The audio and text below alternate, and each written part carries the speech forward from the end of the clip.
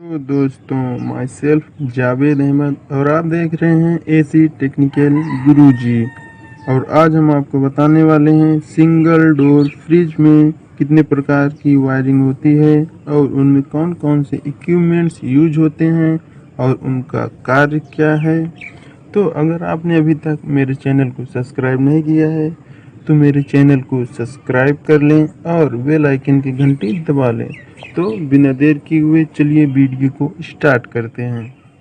तो single door की wiring मुख्यतः 4 प्रकार की होती हैं, जिनमें सबसे पहला है ओपन टाइप वायरिंग और दूसरी वायरिंग है बॉक्स टाइप वायरिंग, जैसा कि तीसरी हम देख सकते हैं कैपेसिटर वायरिंग और चौथी वायरिंग है कनेक्टर वायरिंग। और अब हम देखेंगे कि इनमें कौन कौन सा इक्विपमेंट्स यूज होता है और उनका कार्य क्या है। सिंगल डोर में यूज होने वाले पार्ट्स, सबसे पहला है थर्मोस्टेट, दूसरा है डोर स्विच, तीसरा है बल्ब और चौथा है रिले, पांचवा है OLP मतलब ओवरलोड प्रोटेक्टर।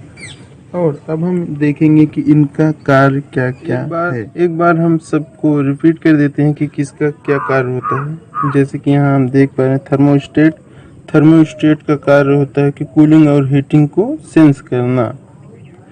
डोर स्विच का इस्तेमाल होता है बल्ब को ऑन ऑफ करना। बल्ब का इस्तेमाल होता है उजाले के लिए, जब हम रात में फ्रिज को खोलते हैं तो उसमें उजाले के लिए। और रिले का इस्तेमाल होता है हमारे कंप्रेसर को ऑन ऑफ करने के लिए। और ओवरलोड OLP का इस्तेमाल होता है हमारे फ्रिज में ज़्यादा करंट से हमारे कंप्रेसर को बचाने के लिए। ठीक है, अब हम देखेंगे वायरिंग। तो हमारी सबसे पहली वायरिंग है ओपन टाइप वायरिंग।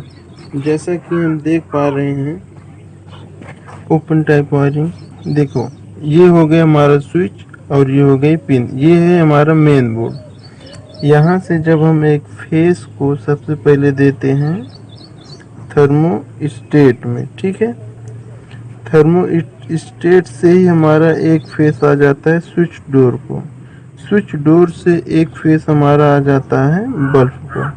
ठीक है, जैसे कि हम देख पा रहे हैं। यहाँ पे देखने वाली बात यह है कि स्विच मतलब बटन, स्विच में हमेशा फेस और फेस ही रहते हैं, बल्ब में हमेशा फेस और न्यूट्रल आता है। तो अब बल्ब को न्यूट्रल हम यहाँ से डायरेक्ट दे देंगे, यहाँ से डायरेक्ट हम न्यूट्रल दे देंगे बल्ब को। ये हो गया हमारा न्यूट्रल और ये हो गया हमारा फेस। इतनी वायरिंग समझ में आई। अब देखो, अब यहाँ तो फेस आया था, अब यहीं से एक फेस हम दे देंगे OLP को, ओवरलोड प्रोटेक्टर को। ठीक है, अब हमारा स्विच भी करंट मिल गया, बल्ब को फेस न्यूट्रल मिल गया, थर्मोस्टेट को फेस मिल गया। अब बचे रिले। अब देखो, रिले और OLP हमेशा कंप्रेसर में लगते हैं, तो कंप्रेसर फेस और न्यूट्रल से ही चलेगा। तो OLP को तो हमारे फेस मिल चुका है थर्मोस्टेट से। अब रिले को हम देंगे न्यूट्रल यहीं से ले लेंगे। ये हमारे OLP हमारे कॉमन पे आके लग जाएगी। और रिले में हमेशा रनिंग और स्टार्टिंग पिन पॉइंट पर लगते हैं, तो ये हमारा आके यहाँ से ऐसे लग जाएगा, तो जिससे हमारे कंप्रेसर को फेस और न्यूट्रल मिल जाएगा, तो कंप्रेसर ऑन हो जाएगा। ठीक है, और अब हम देखेंगे दूसरी वायरिंग। इसका आप शॉर्ट स्क्रीन भी ले लो। ठीक है, तो अब हम देखेंगे दूसरी वायरिंग। दूसरी वायरिंग है हमारी बॉक्स टाइप वायरिंग। तो सेम इसमें भी वैसे है। सबसे पहले हम फेस को देंगे थर्मोस्टेट में, थर्मोस्टेट से एक फेस हम लाएंगे स्विच डोर को, स्विच डोर से दूसरे वाले पॉइंट से एक फेस देंगे हमारे अपने बल्ब को। और बल्ब हमेशा फेस और न्यूट्रल से जलता है, तो मेन बोर्ड से जो न्यूट्रल आएगी वो हमारी आ जाएगी बल्ब के एक पॉइंट पर। ये हो गया न्यूट्रल। और हमारा रिले और OLP ये एक बॉक्स टाइप रिले है। इसमें एक L1 पॉइंट पर OLP होता है और दूसरे L2 पॉइंट पर रिले होता है। तो रिले और OLP एक बॉक्स में हो गए। यही इसमें जो अलग अलग रिले और OLP थे ओपन टाइप वायरिंग में, वही बॉक्स टाइप रिले में हमारा रिले और OLP एक बॉक्स में हो गए बस दोस्त, बाकी सेम वही है। तो हमारे OL मतलब बॉक्स टाइप में L पे आ जाएगा हमारा फेस और L2 पे आ जाएगा न्यूट्रल। ठीक है, तो यही बॉक्स जो है हम कंप्रेसर को लगा देंगे जो कि तीनों पिनों पे फिट हो जाएगा।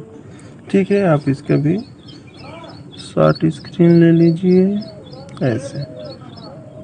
ठीक है, और अब हम देखेंगे अपनी तीसरी वायरिंग जो कि है कैपेसिटर वायरिंग। अभी हम जो दो वायरिंग बताए थे उनमें कैपेसिटर नहीं था और इसमें एक कैपेसिटर भी है हमारे कंप्रेसर को स्टार्ट करने के लिए। तो जैसा कि सेम उनमें किए थे,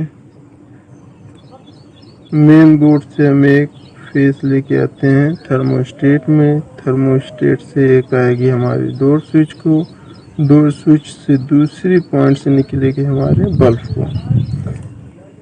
बल्ब हमेशा फेस और न्यूट्रल से चलती है, तो न्यूट्रल को हम दे देंगे मेन बोर्ड से एक वायर। ये हो गया न्यूट्रल।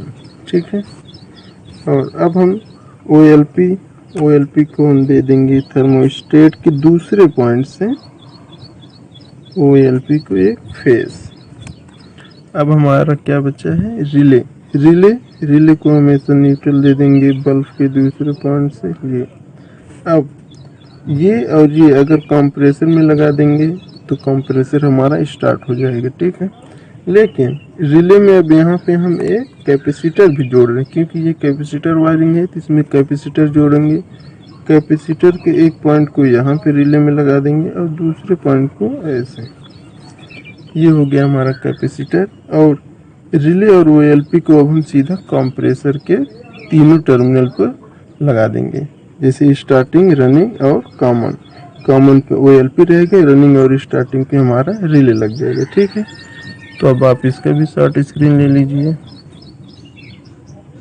ऐसे। चलिए अब हम देखते हैं आखिरी और चौथी वायरिंग।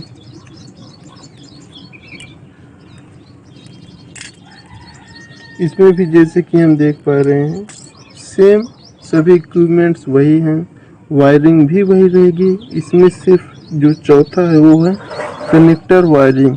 तो हमारा जो मेन बोर्ड से सप्लाई आ रही थी वो सबसे पहले आएगी एक कनेक्टर में। ठीक है, फेस और न्यूट्रल हम वहाँ से लेके आएंगे एक कनेक्टर में। ये हो गया हमारा कनेक्टर। ठीक है, अब यहाँ से अब मेन बोर्ड हम इसको अगर मान लें तो यहीं से ही हम फेस और न्यूट्रल की सप्लाई पूरे फ्रिज के इक्विपमेंट्स में देंगे। सबसे पहले फेस आता है हमारे थर्मोस्टेट के एक पॉइंट पे, एक पॉइंट से फेस निकाल के हम लेके जाते हैं डोर स्विच में, डोर स्विच के दूसरे पॉइंट से एक फेस जाएगा बल्ब को। अब बल्ब को हमेशा फेस और न्यूट्रल से चलता है, तो कनेक्टर से ही बल्ब में हमेशा हम न्यूट्रल लेते हैं ऐसे। हमारे बल्ब को फेस न्यूट्रल मिल गया और डोर स्विच को हमें फेस मिल गया। अब रिले को हमेशा न्यूट्रल दे देंगे यहाँ से, OLP को हम दे देंगे फेस थर्मोस्टेट के दूसरे पॉइंट से। अब OLP को फेस मिल गया, रिले को न्यूट्रल मिल गया। अब कंप्रेसर को स्टार्ट करने के लिए फेस और न्यूट्रल की ज़रूरत होती है, तो कॉमन पॉइंट पे OLP को लगा देंगे और रनिंग और स्टार्टिंग पॉइंट पर हम रिले को लगा देंगे, जिससे हमारा कंप्रेसर स्टार्ट हो जाएगा। अब इसकी भी आप शॉर्ट स्क्रीन ले लीजिए ऐसा। तो बस आज की वायरिंग और 4 वायरिंग इतनी ही थी दोस्तों। तो अगर आपको हमारा वीडियो पसंद आया तो हमारे चैनल को सब्सक्राइब करें, लाइक, कमेंट और शेयर करना ना भूलें। मिलते हैं अगले वीडियो में। सिंगल डोर में प्रयोग होने वाले पार्ट्स। सबसे पहले है थर्मोस्टेट। थर्मोस्टेट में कूलिंग और हीटिंग सेंस करने वाला एक सेंसर होता है। जो कि हमारे यू ऑपरेटर के नीचे लगा हुआ होता है। अगर हमारी कूलिंग सेट की गई रीडिंग के बराबर आ जाती है तो हमारा थर्मोस्टेट हमारे कंप्रेसर को ऑफ कर देता है, और जैसे ही कूलिंग कम हो जाती है तो हमारे कंप्रेसर को ऑटोमेटिक ऑन कर देता है। थर्मोस्टेट का यही कार्य होता है। और दूसरा है switch, door switch. Door switch इसका इस्तेमाल फ्रिज में लाइट को बंद चालू करने में होता है। मेन कार्य यही है दोस्तों इसका। और तीसरा हमारा आता है बल्ब। जैसे कि आप देख सकते हैं बल्ब। बल्ब का इस्तेमाल हम फ्रिज में उजाले के लिए करते हैं, ठीक है। बल्ब का इस्तेमाल हम फ्रिज में उजाले के लिए करते हैं। तीसरा और चौथा और तीसरा सबसे इम्पोर्टेंट है दोस्तों। अब हम देखेंगे रिले। रिले का इस्तेमाल कंप्रेसर चालू करने के लिए होता है। रिले से होकर जाने वाला करंट, रिले से होकर जाने वाला करंट ये रनिंग है दोस्तों। रनिंग टर्मिनल से स्टार्टिंग टर्मिनल पर गिरता है। जैसे कि हमने आपको बताया था कि जब हम डायरेक्ट कंप्रेसर को बिना रिले ओएलपी की स्टार्ट करते हैं तो उसमें एक स्क्रू ड्राइवर की सहायता से रनिंग और स्टार्टिंग टर्मिनल को शॉर्ट करते थे ना। तो उसी तरह जो रिले होता है, रिले का भी वही काम होता है। स्क्रू ड्राइवर का काम ही रिले यहाँ पे करता है। वहाँ पे स्क्रू ड्राइवर से हम रनिंग और स्टार्टिंग टर्मिनल को शॉर्ट करते थे। जैसा हमारा कंप्रेसर ऑन हो जाता था तुरंत स्क्रू ड्राइवर को हटा लेते थे। तो ठीक इसी प्रकार यहाँ पे भी है। जो करंट हम यहाँ पे रनिंग पे देते हैं, रनिंग टर्मिनल पर जो करंट देते हैं वो सीधा स्टार्टिंग टर्मिनल पर गिरता है।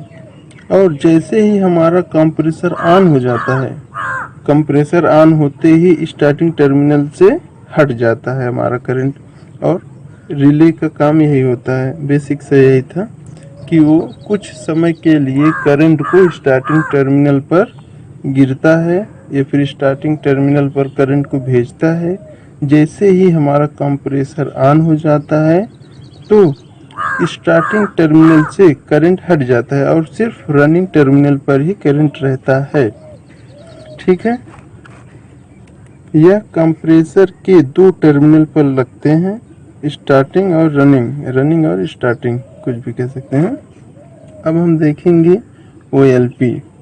ओएलपी मतलब होता है ओवरलोड प्रोटेक्टर। जैसे कि हम नाम से ही देख पा रहे हैं कि ओवरलोड प्रोटेक्टर मतलब ओवरलोड, ज़्यादा करंट प्रोटेक्ट करने वाला, ज़्यादा करंट को प्रोटेक्ट करने वाला।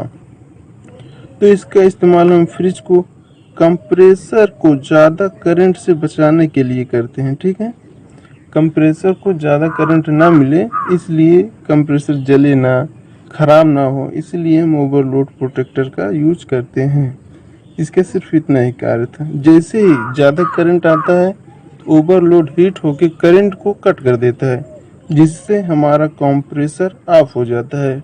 और थोड़ी देर बाद जैसे ही करंट हमारा सही हो जाता है तो कंप्रेसर फिर से चालू कर देता है, ठीक है।